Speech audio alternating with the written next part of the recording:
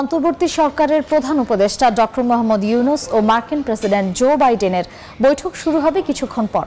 এই মুহূর্তে নিউ ইয়র্কে আছেন রিপোর্টার হাসানুজ্জামান সাকি। বিস্তারিত জানতে সরাসরি যাচ্ছি তার কাছে।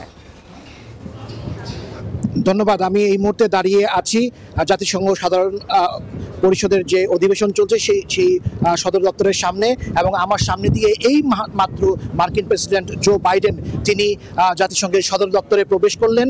তিনি কিছুক্ষণের মধ্যেই যে এখন থেকে ঠিক 1 ঘন্টা আগে যে অধিবেশনটি শুরু হয়েছে 79তম অধিবেশন, সেই অধিবেশনে তিনি মার্কিন প্রেসিডেন্ট কিন্তু ভাষণ দিবেন। ইতিমধ্যে জাতিসংঘের মহাসচিব অ্যান্টনিও গুতেরেসের ভাষণের মধ্য দিয়ে এই অধিবেশন শুরু হয়েছে, অর্থাৎ জাতিসংঘের যে মূল পর্ব ডিবেট বিভিন্ন দেশের রাষ্ট্র এবং সরকার প্রধানের সঙ্গে সেটি শুরু হয়েছে। আমরা এখনো কিন্তু গাড়ির বহর দেখতে পাচ্ছি আমার সামনে দিয়ে। মার্কিন যুক্তরাষ্ট্রের প্রেসিডেন্ট জো বাইডেন তার গাড়ির বহর নিয়ে জাতিসংঘের সদর দপ্তরের অভ্যন্তরে তিনি প্রবেশ করছেন, এবং প্রবেশ করার পরেই তিনি অধিবেশনে গিয়ে তিনি তার ভাষণটি দেবেন। এবং এই উদ্বোধনী অনুষ্ঠানে অন্তর্বর্তী সরকারের প্রধান উপদেষ্টা ডক্টর মোহাম্মদ ইউনুস তিনি কিন্তু এই অধিবেশনে উদ্বোধনী অধিবেশনে যোগ দিয়েছেন। যদিও তিনি এই অধিবেশনে ভাষণ দেবেন না, উনি ভাষণ দেবেন 27 সেপ্টেম্বর। কিন্তু এই যে আজকে এই চলমান যে উদ্বোধনী পর্ব যে অধিবেশন, সেই অধিবেশনে জো বাইডেন বক্তব্য দেওয়ার পরে তার কর্মসূচি কিন্তু বাংলাদেশের প্রধান উপদেষ্টা ডক্টর মোহাম্মদ ইউনুসের সঙ্গে তার একান্ত বৈঠক। নানান কারণেই এই বৈঠকটি একটি ঐতিহাসিক, মূলত দুটি কারণে। 3 দশকের মধ্যে বাংলাদেশের কোনো রাষ্ট্র বা সরকার প্রধানের সঙ্গে মার্কিন যুক্তরাষ্ট্রের প্রেসিডেন্টের এটি একটি বৈঠক। অন্যদিকে বাংলাদেশের ইতিহাসে কোনো রাষ্ট্র এবং সরকার প্রধানের সঙ্গে যুক্তরাষ্ট্রের কোনো প্রেসিডেন্ট একান্ত বৈঠক কখনো করেননি।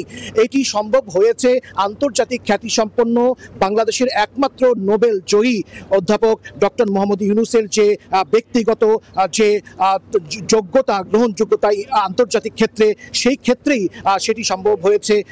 এই যে ক্ষমতার পালাবদল, সেই পালাবদলের পরে যে অন্তর্বর্তী সরকার ক্ষমতা গ্রহণ করেছে এবং সেই সরকারের প্রধান হিসেবে ডক্টর মোহাম্মদ ইউনুস দায়িত্বভার গ্রহণ করেছেন, সেই দায়িত্বভার গ্রহণ করার 2 মাসেরও আগে, মাত্র 1.5 মাসের মাথায় মার্কিন যুক্তরাষ্ট্রের সঙ্গে বাংলাদেশের সরকার প্রধানের সঙ্গে কিন্তু এই বৈঠকটি তিনি করিয়ে নিতে সক্ষম হয়েছেন।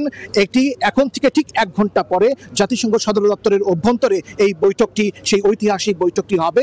এই বৈঠকে বাংলাদেশ কি অর্জন করবে, বাংলাদেশ অর্থনৈতিকভাবে, বাণিজ্যিকভাবে, নানানভাবে জিএসপি সুবিধা, নানান বিষয়ে বাংলাদেশ যুক্তরাষ্ট্রের কাছ থেকে সুবিধা আদায় করে নিতে সক্ষম হবে বলে আমরা মনে করছি। সবকিছু মিলিয়ে এই ইউনুস বাইডেনের বৈঠকের দিকেই এখন আমাদের দৃষ্টি। এখন থেকে 1 ঘন্টার মধ্যে এই বৈঠকটি হবে, আমরা সেই অপেক্ষায় এখন রয়েছি। হাসানুজ্জামান সাকি, সময় সংবাদ, জাতিসংঘ সদর দপ্তর, Manhattan, new York. Yunus Biden বৈঠকের খবর জানতে সরাসরি ছিলাম যুক্তরাষ্ট্রে।